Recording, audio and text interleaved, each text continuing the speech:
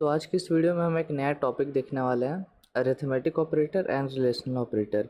देखो, ऑपरेटर बहुत तरह के हो सकते हैं। ठीक है, सबसे पहला तो हमारा सबसे बेसिक होता है अरिथमेटिक और रिलेशन। उसके अलावा हम पढ़ेंगे लॉजिकल ऑपरेटर,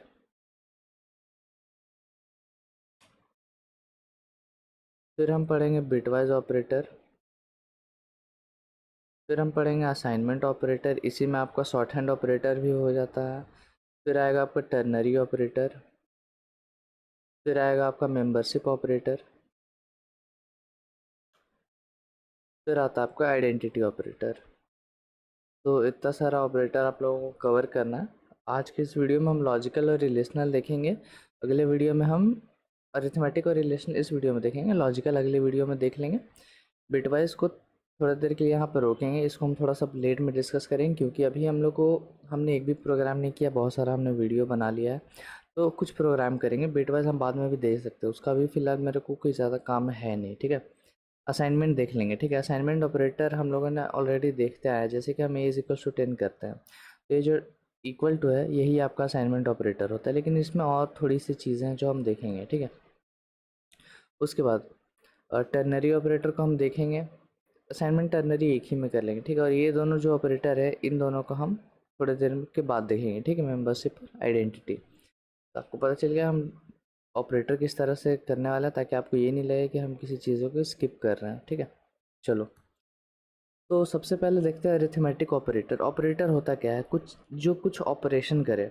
ठीक है, तो तीन टर्म होता है मेरे पास। ऑपरेशन होता है, ठीक है, ऑपरेटर्स होता है, और उसी तरह ऑपरेंड्स होते हैं। ठीक है, तो ये तीन अलग अलग टर्म हैं।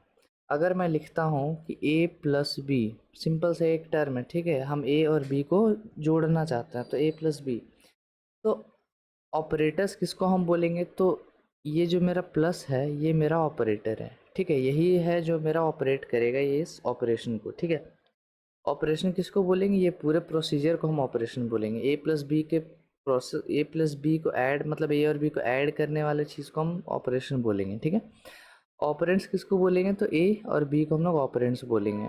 ठीक है, तो आपको चीज़ क्लियर हो गई होगी कि ऑपरेशन, ऑपरेटर्स और ऑपरेंड्स में क्या डिफरेंस है। ठीक है, चलो। यहाँ से थोड़ा बहुत नोट्स आप लेना स्टार्ट करो, क्योंकि देखो, अगर आप बिगनर्स हो, आप स्टार्टिंग से सीख रहे हो, तो नोट्स ज़रूरी है यहाँ पर। ठीक है, चलो। पहले तो अरिथमेटिक ऑपरेटर में लिख लो कि ये पूरा का पूरा आपका बाइनरी ऑपरेटर होता है। ठीक है, अब फिर से तीन टर्म आता है मेरे पास, यूनरी, बाइनरी, टर्नरी। ठीक है, यूनरी, बाइनरी और टर्नरी। यूनरी ऑपरेटर्स वैसे ऑपरेटर्स होते हैं जो सिर्फ एक ऑपरेंड पे वर्क करते हैं। ठीक है, बस एक ऑपरेंड पर। इसका एग्जांपल हो सकता है कि एक not operator, logical not operator है। ठीक है, और फिर यहाँ पर नेगेशन ऑपरेशन है। ठीक है, तो ये सारा जो है ये सारे यूनरी ऑपरेटर है। ठीक है, उसके बाद बाइनरी ऑपरेटर जो दो ऑपरेंड पे वर्क करते हैं, और पाइथन में अधिकतर जो ऑपरेटर्स होंगे वो बाइनरी होंगे। ठीक है, जैसे ये सारा मेरा अरिथमेटिकल ऑपरेटर, सारा मेरा रिलेशनल ऑपरेटर मेरा बाइनरी है, मतलब कम से कम दो ऑपरेटर तो चाहिए, ऑपरेंड्स तो चाहिए, अगर नहीं है तो वर्क नहीं करेगा। ठीक है, टर्नरी में तीन ऑपरेटर्स चाहिए। ठीक है, और इसमें बस एक ही टाइप होता है, ये अलग से ही एक डेटा टाइप बनाया हुआ है जिसको हम देखेंगे फिलहाल के लिए। ठीक है, तो आई होप आपको ये यूनरी, बाइनरी और टर्नरी का भी मतलब समझ में आ गया होगा। चलो, अब हम सीधा देखते हैं अरिथमेटिक ऑपरेटर। देख लो पहले कौन कौन सा ऑपरेटर है। प्लस यूज़ होता है एडिशन के लिए, माइनस यूज़ होता है माइनस के लिए, मतलब सब्सट्रैक्शन के लिए। ठीक है, ये होता है आपका मल्टीप्लाई के लिए, मल्टीप्लाई। फिर ये आपका यूज़ होता है मॉड्यूलस या मॉड ऑपरेशन के लिए। मॉड क्या होता है तो हम आपको बताएंगे। ठीक है, फिर ये डबल आस्टेरिस्क यूज़ होता है आपका एक्सपोनेंशिएशन के लिए, मतलब किसी बेस का आपको पावर निकालना है तो वो आप कर सकते हो। ठीक है, एक्सपोनेंट के लिए। ये होता है आपका डिवीज़न के लिए, और ये होता है आपका फ्लोर डिवीज़न के लिए। ठीक है, अगर कोई बाकी लैंग्वेजेस से आ रहा है जैसे C++ या सी या जावा, किसी से भी, तो आपको ये दो ऑपरेटर्स नहीं मिलेंगे। ठीक है, और इन दोनों के बारे में हम डिटेल में डिस्कस करेंगे। एक्चुअल में आपने ये ऑपरेटर सब जगह देखा हुआ है, ये नहीं देखा है, लेकिन पाइथन में थोड़ा सा अलग होता है। चलो हम देखेंगे उसको। सीधा यहाँ प्रोग्राम में चलता है। तो हम यहाँ पर क्या करेंगे, आप यूज़र इनपुट ले सकते हो, फिलहाल हमको बस दिखाना है कि किस तरह से चीज़ें वर्क करती है। तो हम यहाँ पर लेंगे a is equals to 5, b is equals to 2। ठीक है, अब अरिथमेटिकल है तो ये सारा न्यूमेरिक वैल्यूज़ पर ये सारा चीज़ जो है वो काम करेगा। ठीक है, इस पर आपको दिक्कत लेने की ज़रूरत नहीं है, फिलहाल हम सिंपल इंटीजर ले रहे हैं। ठीक है, अगर मैं करता हूँ a प्लस बी, क्या आएगा, 7 आएगा। कोई डाउट नहीं है, 5 प्लस 2 7 आता है। ठीक है, उसी तरह से आप यहाँ पर अगर a माइनस बी करोगे तो क्या आएगा, 3 आएगा। ठीक है, 3 आ रहा, बढ़िया। अगर आप यहाँ पर b माइनस ए करोगे तो क्या आएगा, -3 आएगा, बिल्कुल -3 आएगा। ठीक है, तो ये सारा चीज़ तो मेरा कॉमन हो गया। अब b इंटू ए करता है तो ये क्या करता है, मल्टीप्लाई करता है, तो आपको 10 मिलेगा। ठीक है, अब ये मत पूछना कि a इंटू बी क्या मिलेगा, भाई b इंटू ए करो या a इंटू बी करो, रिजल्ट आपको सेम ही मिलता है। ठीक है, प्लस में भी सेम केस है, माइनस में अलग हो जाता है, जो कि रीज़न आपको बिल्कुल पता है। ठीक है, तो ये हमने देखा। अब उसी तरह से हम यहाँ पर क्या कर सकते हैं कि मॉड कर सकते हैं, अब मॉड में क्या होगा, आप कर रहे हो बी मॉड है, पहले हम ए मॉड बी देख लेते हैं, ए मॉड बी देख लेते हैं पहले हम। ठीक है, तो क्या आएगा, देखो मॉड क्या करता है पहले उसका समझ लो, तब आप आउटपुट गेस करना। ठीक है, तो मॉड क्या करेगा, पहले तो वो रिमाइंडर निकालता है, सिंपल सा वर्ड में अगर हम बोले वो रिमाइंडर निकालता है एक डिवीज़न का। तो हम यहाँ पर करते हैं तो ये 2 बार में डिवाइड होगा, 4 आएगा और 1, तो ये 1 रिटर्न करेगा। ठीक है, रिमाइंडर रिटर्न करता है। इसका बताओ क्या होगा, अच्छा मैंने तो आंसर ही बता दिया, चलो कोई दिक्कत नहीं है। देखो मेरे को यहाँ पर 1 मिल रहा है। ठीक है, बढ़िया। अब हम यहाँ पर उल्टा करके देखते हैं, अगर हम बी मॉड ए करेंगे तो मेरे को क्या मिलेगा, गेस करो। ठीक है, हम क्या करने वाले हैं यहाँ पर कि कुछ ऐसा करेंगे कि 5 यहाँ रहेगा, 2 यहाँ आ जाएगा। तो इस केस में क्या होगा, तो 2 रिमाइंडर आना चाहिए, क्योंकि देखो लॉजिकली डिवीज़न तो हो नहीं रहा है, तो बचा क्या, आपका 2 ही बचा। ठीक है, इसको देख लेते हैं एक बार, 2 ही बच रहा है। ठीक है, तो इसमें कोई भी दिक्कत वाली बात यहाँ पर नहीं है। इसमें हम यहाँ पर क्या करते हैं, दोनों टर्म आप ले लो यहाँ पर, ए मॉड बी और बी मॉड ए भी ले लो। ठीक है, लॉजिक क्या है दोनों का, आई होप आपको समझ में आया होगा। जब डिवाइड हो रहा है तब तो रिमाइंडर निकल ही रहा है, लेकिन जब डिवाइड हो ही नहीं पा रहा है तो फिर कैसा रिमाइंडर, राइट। ये डिवाइड हो ही नहीं पा रहा तो बच गया है क्या, आपका 2 पूरा पूरी बच ही गया है। ठीक है, चलो, तो हमने इतने को देख लिया है। अब हम यहाँ पर देखते हैं एक्सपोनेंट को। तो अब मान लो मेरे को क्या करना है कि निकालना है कि ए एक्सपोनेंट बी, मतलब यहाँ पर हम क्या करने वाले हैं, ए की वैल्यू है मेरे पास 5, बी की वैल्यू है मेरे पास 2, हमने यहाँ पर क्या लिखा है, ए एक्सपोनेंट बी। ठीक है, इसका मतलब होगा क्या कि ये आपका बेस रहता है। ठीक है, और ये जो है ये आपका पावर रहता है, हमेशा फिक्स्ड है। ठीक है, आप चाहे अगर हम लिखते हैं एक्स इंटू वाई तो ये आपका फिर से बेस हो जाएगा, ये फिर से आपका पावर हो जाएगा। ठीक है, तो हमको क्या दिया गया है बेस में मेरे को दिया गया 5, पावर में गया है टू द पावर 2, तो 5 टू द पावर 2 क्या होता है आपके पास, 25, तो वही निकलेगा। यहाँ पर देखते हैं, तो हम रन करेंगे अगर, तो मेरे को 25 मिल रहा है। अब ये डेसिमल वैल्यू पे भी वर्क करता है। ठीक है, डेसिमल वैल्यू पे भी वर्क करता है। अगर मैं यहाँ पर 4.2 कर दूँ, सपोज कर लो 4.2 टू द पावर 2, देखते हैं क्या आता है। देखो, तो ये डेसिमल वैल्यूज़ पे भी वर्क करता है। ठीक है, तो इन दोनों को भी हम फिलहाल के लिए यहीं छोड़ देते हैं। ठीक है, तो यहाँ पर हमने इतने सारी चीज़ों को देख लिया है। अब हम देखेंगे यहाँ पर ये और ये दोनों के बीच में डिफरेंस। तो ऑपरेटर का नाम है ये मत बोलते चलना। ठीक है, तो ये होता है आपके पास डिवीज़न ऑपरेटर। ठीक है, ये डिवाइड करता है, और ये होता है फ्लोर डिवीज़न। अब दोनों में अंतर क्या है देखते हैं। फ्लोर डिवीज़न, अगर यहाँ पर 5/2 करोगे तो आपको आउटपुट में क्या मिलेगा मालूम, 2.5 मिलेगा आपको आउटपुट में। ठीक है, मतलब ये क्या करता है, ये एकदम एक्यूरेट आपको डिवाइड करके देता है। अगर डेसिमल पार्ट आ रहा है तो चलेगा, डेसिमल पार्ट मेरे को चाहिए। ठीक है, तो डेसिमल पार्ट भी आपको निकाल के दे रहा है। लेकिन फ्लोर डिवीज़न में क्या करेगा, अगर आप 5/2 करते हो तो ये 2.5 तो करेगा, लेकिन ये फ्लोर कर देगा। फ्लोर का मतलब क्या होता है, फ्लोर ऑपरेशन का मतलब, फ्लोर ऑपरेशन का बेसिकली मतलब है कि डेसिमल पार्ट को इग्नोर कर देगा। ठीक है, मतलब आपको ऐसा इंटीजर में आउटपुट देगा। ठीक है, तो यहाँ पर बस 2 आएगा फ्लोर डिवीज़न में, और जब आप ऐसे नॉर्मल डिवाइड कर रहे हो तब आपको यहाँ पर पूरा का पूरा आपको डेसिमल पार्ट भी निकाल के देगा। ये चीज़ को हम देखते हैं। चलो हम यहाँ पर करेंगे 5/a/b। तो a/b का मतलब 5/2। इसको हम रन करेंगे तो देखना आपको 2.5 मिल रहा है। बिल्कुल मिलेगा, क्यों नहीं मिलेगा।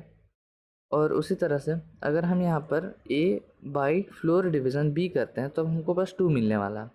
तो कॉपी में ये चीज़ लिख लेना, ये दोनों के बीच में का अंतर यही होता है। ठीक है, चलो अब हम देखते हैं आप कि 5/b करेंगे तो क्या होगा।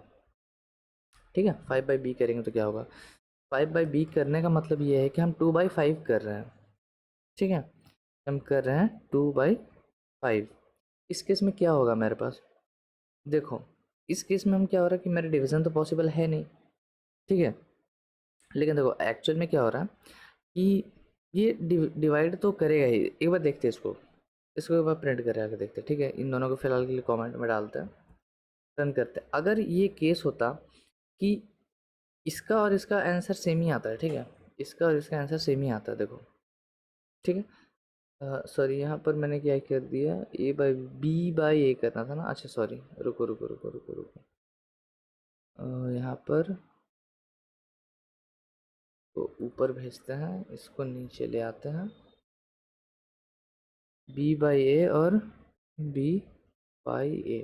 ठीक है, पहले हम क्या करते हैं, पहले हम इसका आउटपुट देखते हैं, नीचे वाले का। ठीक है, फ्लोर डिवीज़न करने का। तो हम देखते हैं यहाँ पर मेरे को क्या मिलेगा, 0 मिलेगा। कैसे मिलेगा, क्योंकि देखो लॉजिकली तो यहाँ पर डिवीज़न हो ही नहीं रहा है ना। ये 2/5 अगर आप कर रहे हो तो ये डिवाइड हो नहीं रहा है। तो क्वेश्चन में आपका आ क्या रहा है, 0, मतलब कुछ भी नहीं, मतलब 0। तो इसलिए वो 0 रिटर्न कर रहा है। ठीक है, ये क्वेश्चन रिटर्न करता है बाय द वे। ठीक है, तो ये आपका रिमाइंडर रिटर्न करने के लिए और ये दोनों आपका क्वेश्चन रिटर्न करने के लिए है। ठीक है, तो ये चीज़ ज़रूरी है देखने के लिए। तो ये हमने यहाँ पर किया। ठीक है, अब हम इसका आउटपुट देखते हैं। अब देखो इसका आउटपुट में क्या आएगा वो देखने एक बार। डेसिमल में आने वाला है, बिल्कुल आएगा। ठीक है, अब देखो मैंने तो यहाँ पर बोला था कि इसके केस में मैंने आपको बोला था कि डिवीज़न हो नहीं रहा है तो 0 दिखा रहा है। एक्चुअल में वो नहीं हो रहा है, डिवीज़न हो रहा है। कैसे हो रहा है वो देखो। अब ये डिवाइड नहीं हो रहा है तो हम क्या करते थे, मैथ का तरीका लगाओ, यहाँ पर हम डेसिमल डालेंगे तो यहाँ पर 0 आ जाएगा। ठीक है, ठीक है, पहले 0 नहीं आएगा ऑब्वियसली यहाँ पर। अच्छा रुको, मैंने शायद आपको गलत एग्जांपल दे दिया। देखो 5/2 था। ठीक है, सॉरी सॉरी सॉरी, मैंने अगर 2/5 लिखा था एग्जांपल्स में और मैंने यहाँ पर 0 बोला था, नहीं तो वो गलत है। ठीक है, कंफ्यूज हो गया था मैं। 5/2 है तो यहाँ पर डिवीज़न पॉसिबल नहीं था। ठीक है, इसलिए यहाँ पर 0 दिखा रहा था, लेकिन एक्चुअल में वो नहीं होता है। एक्चुअल में क्या होता है कि आप यहाँ पर डेसिमल लगाता है वो। ठीक है, तो फिर यहाँ पर 0 आ जाएगा, फिर वो 4 लिखेगा, इसको डिवाइड कर देगा कम्प्लीटली। ठीक है, और डेसिमल के पहले कुछ नहीं है तो वो 0 आता है। लेकिन मैंने आपको बताया था कि जब फ्लोर डिवीज़न का बात होता है तो वो डेसिमल पार्ट को इग्नोर करता है। तो इतना पार्ट इग्नोर हो गया तो आपको 0 एज अ आउटपुट मिल रहा था,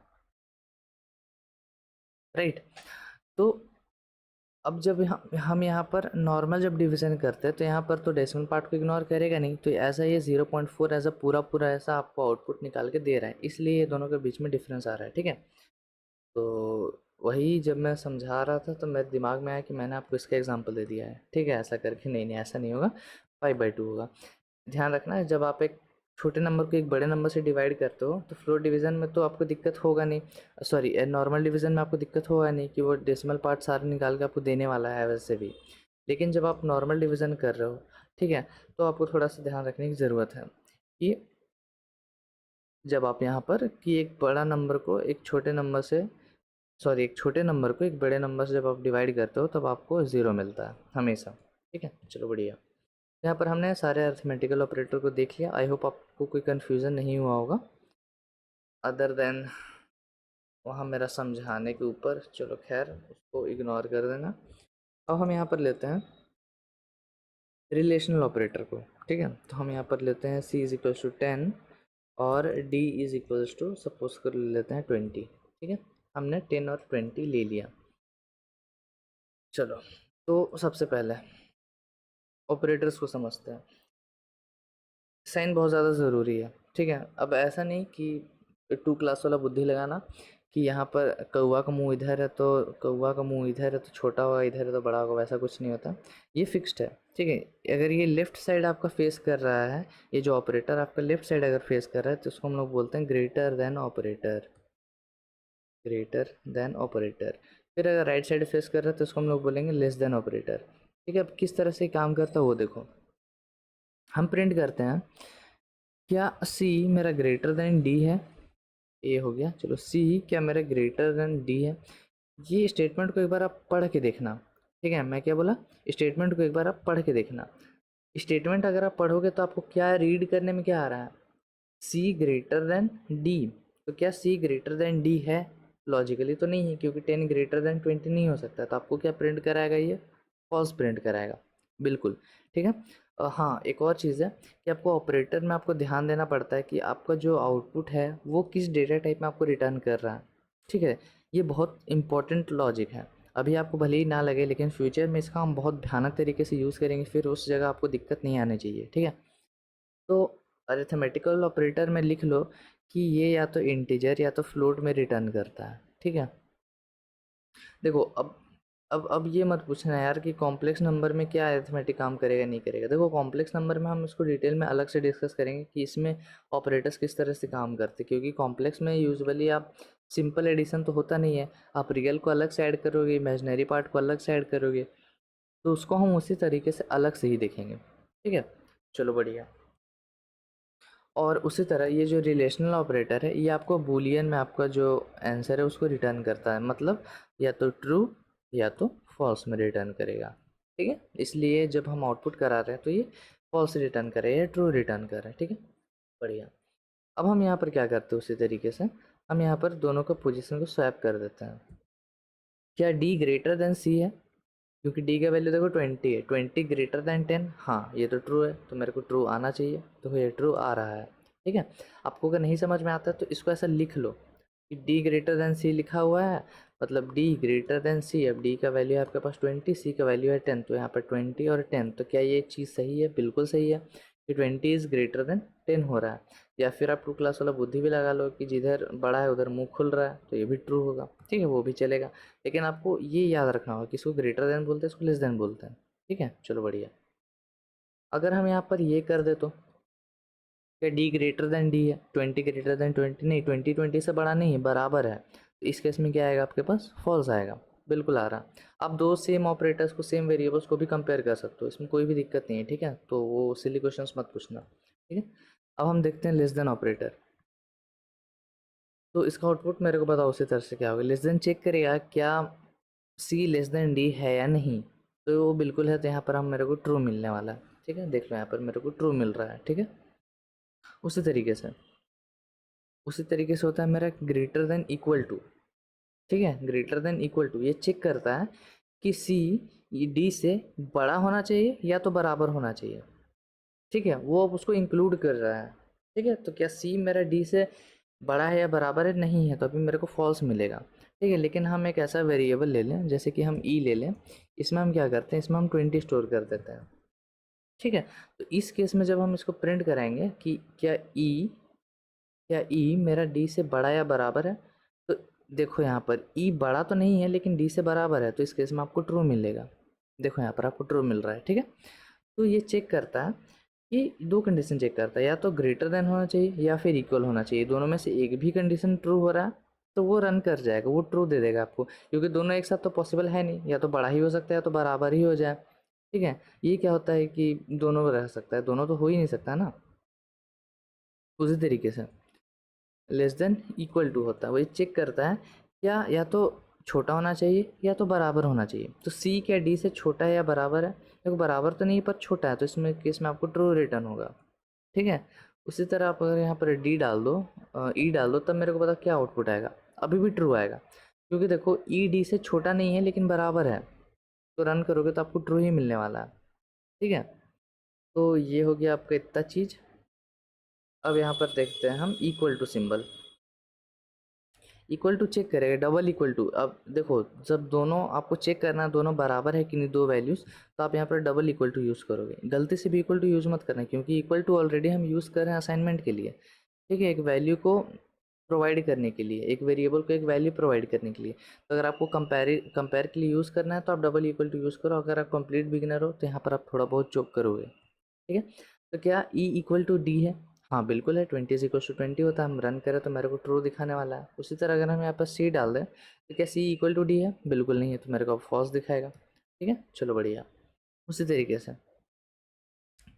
से नॉट इक्वल टू होता है, मतलब ये चेक करता है कि सी और डी बराबर नहीं है क्या। तो क्या C not equal to D? हाँ, C is not equal to D है, क्योंकि सी 10 है और डी 20 है। इस केस में मेरा ट्रू रिटर्न आएगा, मतलब ये जस्ट इक्वल टू का ऑपोजिट है। इसका जो ये जो ऑपरेटर इक्वल टू इसका जस्ट ऑपोजिट है, ठीक है। अगर हम यहाँ पर ई डाल दें तो क्या E not equal to D? Condition false, क्योंकि E is equal to D है, ठीक है। चलो इसको रन करता है तो मेरे को फॉल्स मिलेगा, ठीक है। तो ये हो गया आपका रिलेशनल ऑपरेटर्स, ठीक है। रिलेशनल ऑपरेटर भी आपका बाइनरी होता है, 2 वेरिएबल को रिक्वायर करता है, और इसका रिटर्न टाइप क्या है? तो वो रिटर्न टाइप इसका बूलियन है, ठीक है। चलो बढ़िया। तो हमने अभी तक क्या देखा? हमने अरिथमेटिक और रिलेशनल ऑपरेटर यहाँ पर देख लिया है, ठीक है। तो अब हम क्या करेंगे, इस क्वेश्चन के डिस्क्रिप्शन में जाओ आप, ठीक है। इस क्वेश्चन के डिस्क्रिप्शन में जाओ, आपको बहुत सारे क्वेश्चंस देखने को मिलेंगे, ठीक है। बहुत सारे क्वेश्चंस देखने को मिलेंगे, तो उस क्वेश्चंस को आप सॉल्व करो, ठीक है। फिर एक अलग से हमने सीरीज़ बनाया है जिसका नाम है पाइथन आंसर सीरीज़, चैनल पे आपको मिल जाएगा, ठीक है। उसमें आपको इन सारे क्वेश्चंस के जो आंसर हैं वो आपको मिल जाएंगे, ठीक है। हम ऐसा नहीं कि बस ऐसा अपलोड कर देंगे हाँ ये आंसर है, इसका हम डिस्कस करेंगे कंप्लीट कि ये क्वेश्चन को किस तरह से आप बना सकते हो, क्या इसको हम और अच्छे से बना सकते हैं, छोटा कर सकते हैं कि नहीं कर सकते, वो सारी चीज़ें आप वहाँ पर कर सकते हो। फिर आपको आंसर सीरीज़ में आपको सारा आंसर का लिंक भी मिल जाएगा डिस्क्रिप्शन उस सारे वीडियोज़ के अंदर। तो वो चीज़ को हम फिलहाल देखेंगे, लेकिन इस वीडियो के अंदर जो क्वेश्चंस को पहले सॉल्व कर लो ताकि आपको आइडिया लग जाए। और अगर आपसे नहीं बन रहा है तो एआई यूज़ मत करना भाई, चैट जीपीटी वगैरह कुछ भी यूज़ मत करना। नहीं बन रहा है तो रुक जाओ, क्योंकि इसके बाद वाला जो वीडियो आएगा उसमें हम कुछ बेसिक्स क्वेश्चन लेंगे, 3 या 4 क्वेश्चंस लेंगे, और उसमें हम कुछ इसी के ऊपर क्वेश्चन सॉल्व करेंगे। अरिथमेटिक के ऊपर हो सकता है, रिलेशन के ऊपर हो सकता है, या फिर टाइप कास्टिंग के ऊपर भी हो सकता है। हमने अभी तक जो सारा टॉपिक कवर किया है इसी के भी ऊपर हो सकता है, ठीक है। तो वो चीज़ हम देखेंगे ताकि आपको आइडिया लगे किस तरह से आपको क्वेश्चन को बनाना है। तो उस वीडियो के बाद भी आप क्वेश्चन बना सकते हो, ठीक है। आपको बहुत एम्पल टाइम रहेगा क्वेश्चन बनाने के लिए। तो क्योंकि देखो यार, प्रैक्टिस से ही आप परफेक्ट हो पाओगे, प्रैक्टिस नहीं करोगे परफेक्ट नहीं हो पाएगा, आपसे क्वेश्चन वगैरह नहीं बनेगा, ठीक है। फ्रैंकली बोल रहा हूँ मैं, ठीक है। तो चलो इस वीडियो को रखते हैं यहीं पर। अगर वीडियो पसंद आया तो वीडियो को लाइक कर देना, चैनल को ज़रूर से ज़रूर सब्सक्राइब करना, अपने दोस्तों के साथ शेयर करना, और हम मिलते हैं आपसे अगले वीडियो में। तब तक के लिए keep coding and bye bye.